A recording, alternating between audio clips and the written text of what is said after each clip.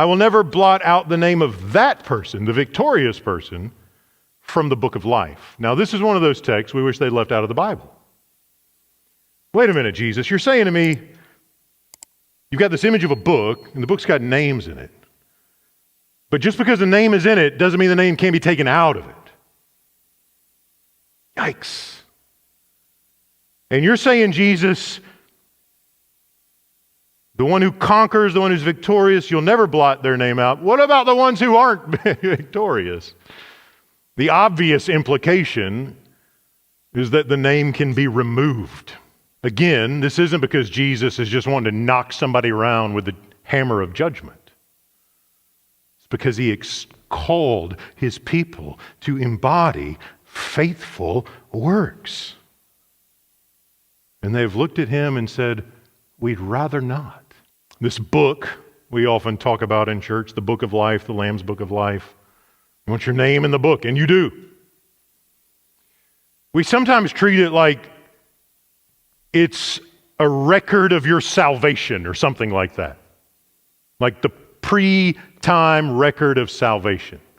You get converted because your name's in the book, right?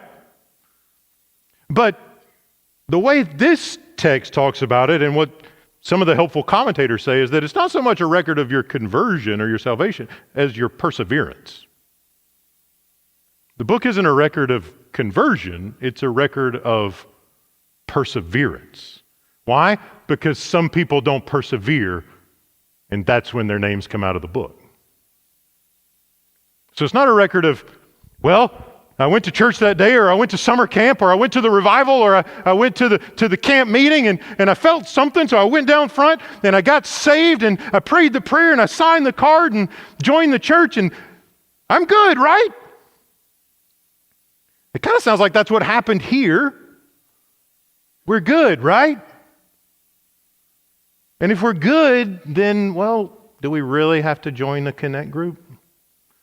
Or a serve team?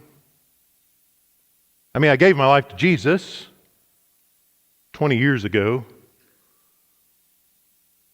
And Jesus wants to say to that posture, whether it's Sardis or whether it's American Christianity,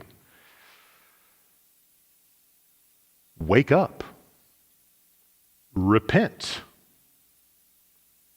finish the work.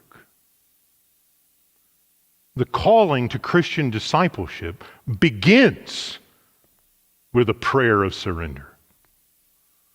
But the life of Christian discipleship is evidenced by perseverance, by continued engagement, by a life of witness, a life that manifests the works that Jesus has called us to do.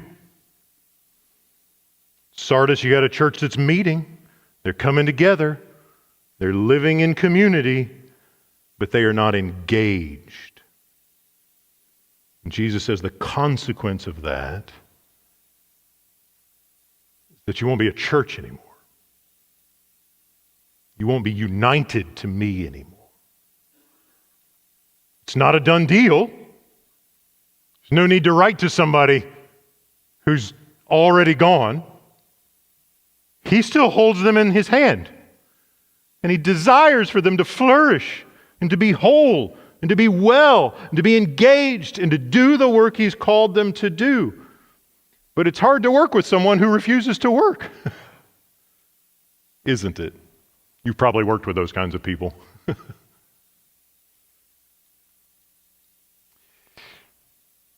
Unrepentance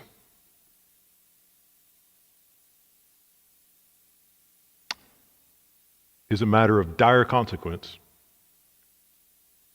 The fact that a name is in the book now is no guarantee that it will remain there, according to Jesus in Revelation 3.